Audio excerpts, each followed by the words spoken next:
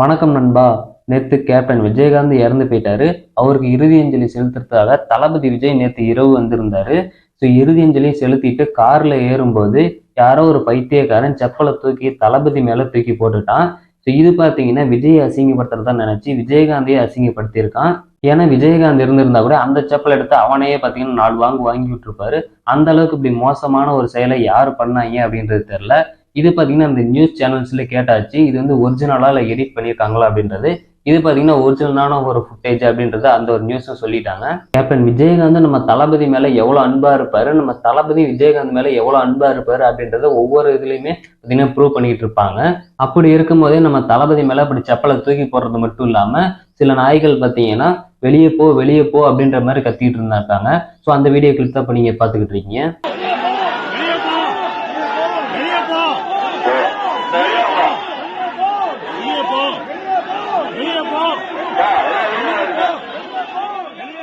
இவ்வளவு ஆக்ரோஷமா எதுக்கு நம்ம தளபதி மேல இவ்வளவு வெறியோட இருக்காங்க அப்படின்றது இன்னமும் தெரியல.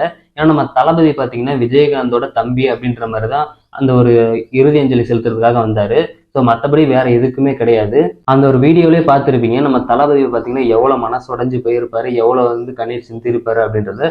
அதை கூட இவங்க பார்க்காம கூட செப்பலை தூக்கி நம்ம தளபதி மேல தூக்கி போட்டிருக்காங்க. இது பார்த்தீங்கன்னா மிகப்பெரிய ஒரு தவறான ஒரு செயல். இப்படியெல்லாம் விஜயகாந்த் அசிங்கப்படுத்துற மாதிரிலாம் யாருன்னா இருந்தாங்கன்னா அது வந்து உள்ளுக்கே விட்டுருக்க வேண்டிய அவசியமே கிடையாது.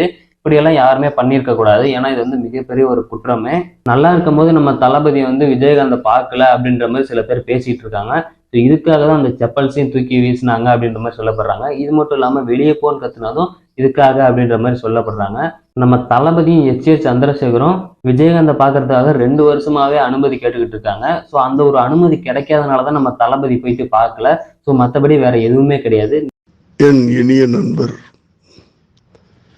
விஜயகாந்த் அவர்களை உயிரோடு இருக்கும்போதே பார்த்து ஆறத்தழுவி கட்டி அணைத்து புத்தமிட வேண்டும் என்று கடந்த 2 ஆண்டுகளாக ஆசைப்பட்டேன். அதற்காக முயற்சியும் செய்தேன். ஆனால் அந்த வாய்ப்பு கிடைக்கவில்லை. நேற்று பார்த்தீங்கன்னா எச் சந்திரசேகர் ஒரு ஆடியோ ஒன்று வெளியிட்டு இருந்தாரு. அதை கேட்டுட்டாவது இவங்க எந்த மாதிரின்றது முடிவு பண்ணிருக்கலாம். இவங்க பாட்டுக்கு ஏதோ ஒரு முடிவு பண்ணிட்டு இருந்தாங்க. இப்படி இந்த கீழ்த்தனமான செயல் பண்ணவங்கலாம் பார்த்தீங்கன்னா போதையில் இருந்தாங்களா இல்லை என்னன்றது தெரியல.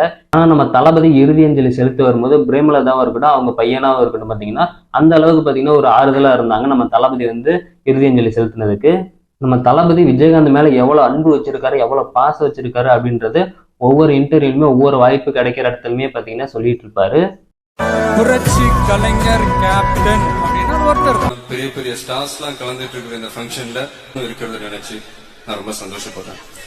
இந்த வாய்ப்பை கொடுத்த என்னுடைய அண்ணன் புரட்சி கலைஞர் விஜயகாந்த் சார் அவர்களுக்கும் அன்னைக்கும் சரி இன்னைக்கும் சரி ஒரு பெரிய ஹீரோ விஜயகாந்த் அவர்கள். இப்போ ரீசெண்டாக கூட லியோ சக்சஸ் மீட்ல நம்ம தளபதி கேப்டன் விஜயகாந்தை பத்தி பேசியிருப்பாரு. அவ்வளோ அன்பா பார்த்தீங்கன்னா இன்னமும் இருக்காரு. ஆனா எதுக்காக நீங்க இந்த செயலை பண்ணாங்க அப்படின்றது தெரியல. இந்த வீடியோ பத்தினா உங்களோட கருத்துக்களை கமெண்ட் பாக்ஸ்ல சொல்லுங்க. நீங்க நம்ம சேனல் சப்ஸ்கிரைப் பண்ண வந்தீங்கன்னா மறக்காம சப்ஸ்கிரைப் பண்ணிக்கோங்க. மீண்டும் நம்ம கேப்டன் விஜயகாந்த் சாரோட ஆத்மா சாந்தி அடையணும் அப்படின்றத நம்ம வேண்டிக்கலாம்.